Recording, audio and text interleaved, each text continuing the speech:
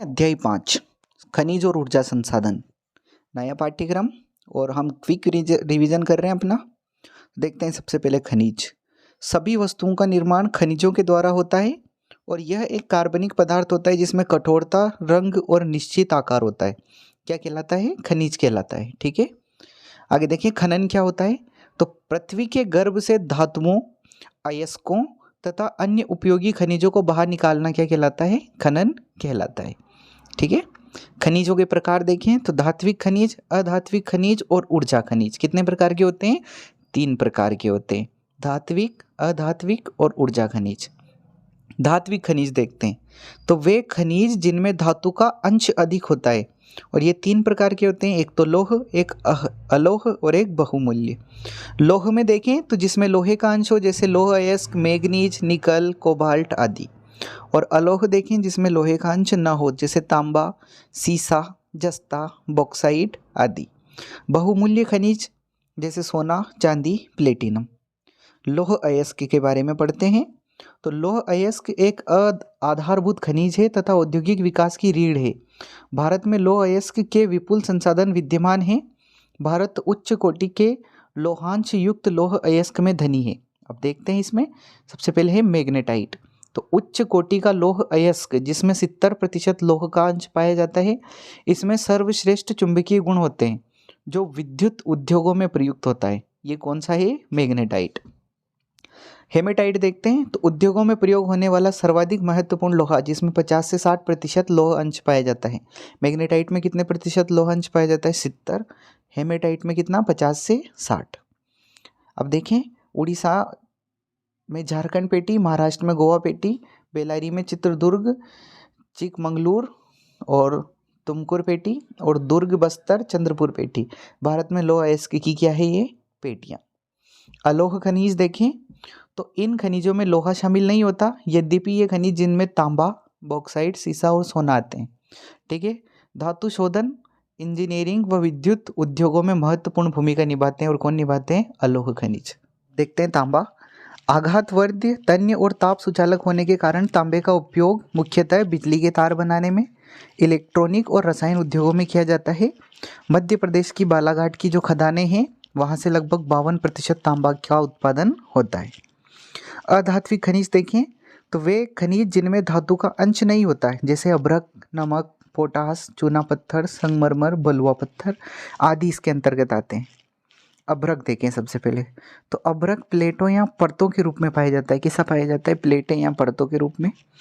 अभ्रक के निक्षेप के प्रमुख क्षेत्र देखें, छोटा नागपुर का पठार और उत्तरी पठारी के किनारों पर यह पाया जाता है। बिहार, झारखंड की कोडरमा, गया, हजारीबाग पेटी, राजस्थान के अजमेर के पास और आंध्र प्रदेश की नेल्लोर पेटी। ये अभ्रक की क्या है? पेटियाँ हैं। चूना पत्थर देखें तो चूना पत्थर कैल्शियम या कैल्शियम कार्बोनेट तथा मैग्नीशियम कार्बोनेट से बनी चट्टानों में पाया जाता है। यह अधिकांशतः अवसादी चट्टानों में पाया जाता है। चूना पत्थर सीमेंट उद्योग का एक आधारभूत कच्चा माल है और लौह प्रगलन की भट्टियों के लिए भी ये क्या है? अनिवार्य होता है। खनिज संसाधनों का संरक्षण क्यों आवश्यक है? तो खनिज हमारे उद्योगों और कृषि का आधार है। नवीकरणीय योग्य नहीं है, यानी इन्हें दोबारा नहीं बना सकते। निक्षेपों की कुल मात्रा बहुत ही कम है और इनके निर्माण में लाखों वर्ष लग जाते हैं। हम बहुत तेज़ी से खनिजों का उपयोग कर रहे हैं और इन्हें आने वाली पीढ़ी के लिए भी संभाल कर क्या करना चाहिए? रखना चाहिए। अब देखें खनिज संसाधनों के संरक्षण के उपाय। तो खनन एवं परिष्करण के दौरान इन पदार्थों की बर्बादी कम से कम हो, इसका ध्यान रखना चाहिए। जहाँ तक संभव हो प्लास्टिक और लकड़ी का प्रयोग करें और खनन व खनिज सुधार प्रक्रिया में धातु बनने तक कम से कम अपव्यय करें। रद्दी एवं पुराने माल का पुनः उपयोग करें। योजनाबद्ध तरीके से खनिजों का पुनः चक्रण व पुनः उपयोग करें। नियोजित व सतत पोषणीय तरीके से इनका क्या करें? उपयोग। पर्यावरण को ध्यान में रखते हुए खनिजों के अन्य विकल्प ढूंढना, जैसे CNG। ठीक है, ये खनिजों के संरक्षण के उपाय। ऊर्जा संसाधन देखें तो परंपरागत ऊर्जा के स्रोत देखें। ऊर्जा संसाधन 2 प्रकार के, एक परंपरागत और गैर परंपरागत। परंपरागत देखते हैं। परंपरागत में आती है लकड़ी, उपले, कोयला, पेट्रोलियम, प्राकृतिक गैस और विद्युत।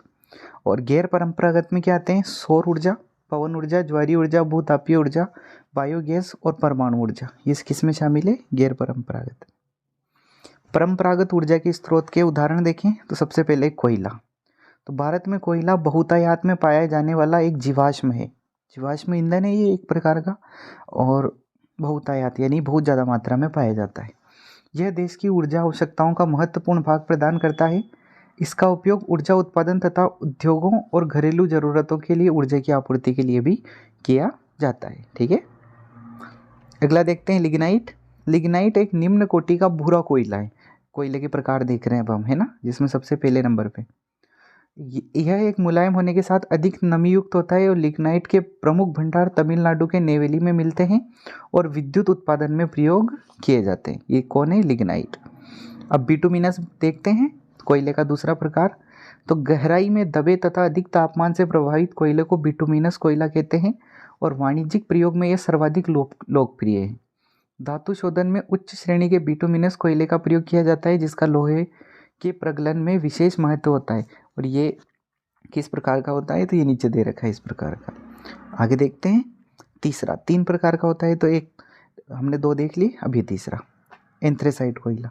तो एंथ्रेसाइट सर्वोत्तम गुण वाला कठोर कोयला होता है। तो सबसे ज़्यादा गुण किस में होते हैं? एंथ्रेसाइट में। आगे देखें, भारत में 2 प्रकार के युग का कोयला पाया जाता है। एक तो गोंडवाना कोयला, गोंडवाना युग का कोयला, और एक टर्शियरी युग का कोयला। तो गोंडवाना युग का जो कोयला है वो धातु शोधन कोयला है के प्रमुख संसाधन दामोदर घाटी, झरिया, रानीगंज, बोकारो में स्थित है, जो महत्वपूर्ण कोयला क्षेत्र है। और टर्शियरी युग का कहाँ पाया जाता है? तो उत्तरी राज्यों जैसे मेघालय, असम, अरुणाचल प्रदेश, नागालैंड में पाया जाता है। पेट्रोलियम देखें, तो भारत में कोयले के पश्चात ऊर्जा का दूसरा प्रमुख साधन पेट्रोलियम या खनिज तेल है। यह ताप व प्रकाश के लिए ईंधन, मशीनों को स्नेहक और अनेक विनिर्माण उद्योगों को कच्चा माल प्रदान करता है। कौन करता है? पेट्रोलियम। और असम भारत का सबसे पुराना तेल उत्पादक राज्य है। कौन है सबसे पुराना तेल उत्पादक राज्य? असम। प्राकृतिक गैस देखते हैं, इसे ऊर्जा के एक साधन के रूप में तथा पेट्रो रसायन उद्योग के एक औद्योगिक कच्चे माल के रूप में प्रयोग किया जाता है। कार्बन डाइऑक्साइड के कम उत्सर्जन के कारण प्राकृतिक गैस को पर्यावरण अनुकूल माना जाता है, इसलिए वर्तमान शताब्दी का ईंधन है। कौन सी है? प्राकृतिक गैस। विद्युत देखते हैं, तो तापीय विद्युत देखते हैं। विद्युत किस प्रकार से उत्पन्न होती है? तापीय विद्युत। यह विद्युत कोयले, पेट्रोलियम और प्राकृतिक गैस के प्रयोग से पैदा की जाती है। अनवीकरणीय स्रोतों पर यह आधारित है और यह प्रदूषण युक्त होती है। ठीक है, प्रदूषण इससे फैलता है। जल विद्युत ऊर्जा क्या है? तो जल विद्युत ऊर्जा गिरते हुए जल की शक्ति का प्रयोग करके टरबाइन को चलाने से होता है। इसे नवीकरणीय स्रोतों पर आधारित है ये, और ये प्रदूषण रहित होती है। ठीक है, ये इसका फोटो दे रखा है। इससे टरबाइन घुमाया जाता है पानी के तेज फ्लो के द्वारा। गैर परंपरागत ऊर्जा के साधन देखते हैं, तो आणविक ऊर्जा। अणु के विखंडन से प्राप्त ऊर्जा आणविक ऊर्जा कहलाती है। दूसरी है बायोगैस। तो ऊर्जा जो घास फूस, कृषि कचरा, जानवर तथा मानव अपशिष्ट पदार्थों से प्राप्त होती है, वो कौन सी? बायोगैस। अगली है ज्वारीय ऊर्जा। तो महासागरीय तरंगों का प्रयोग विद्युत उत्पादन के लिए किया जा सकता है। ये कौन सी कहलाती है? ज्वारीय ऊर्जा। भूतापीय ऊर्जा क्या है? तो पृथ्वी के आंतरिक भागों से ताप का प्रयोग कर उत्पन्न की जाने वाली विद्युत को भूतापीय ऊर्जा कहते हैं। ठीक है, ये ऊर्जा के प्रकार हैं।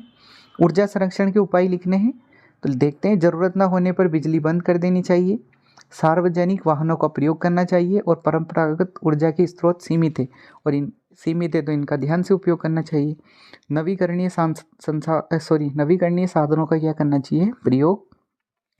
अगला है विद्युत बचत करने वाले उपकरणों का भी क्या करना चाहिए? प्रयोग। तो थैंक्स फॉर वाचिंग। ये हमारा 5वां चैप्टर था। अगर आप चैनल पर नए हैं तो आरबीएससी टॉपर्स को ज़रूर सब्सक्राइब करें, और इन सभी चैप्टर्स की आपको पीडीएफ चाहिए, लिंक डिस्क्रिप्शन में दे रखा है, आप उस पर क्लिक करें और वहाँ से पीडीएफ डाउनलोड करें। तो मिलते हैं नेक्स्ट वीडियो में, और इससे पहले वाली बुक आपने नहीं देखी तो ज़रूर देखें।